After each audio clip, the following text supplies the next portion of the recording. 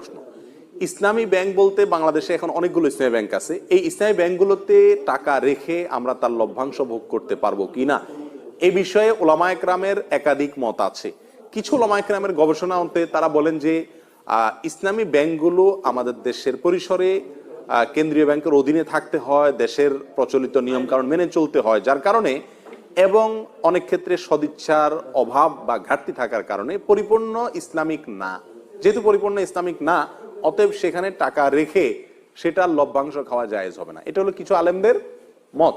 এর বিপরীতে অন্য উলামায়ে কেরাম বলেন যেহেতু আমাদের সমস্ত ইসলামী ব্যাংকগুলোর শরিয়া বোর্ড আছে এবং সে শরিয়া বোর্ডে গ্রহণযোগ্য উলামায়ে কেরাম বসে আছেন, তাদের দায়িত্ব হলো এটা ইসলামী পদ্ধতিতে চলছে কিনা মনিটরিং করা, পরামর্শ দেওয়া।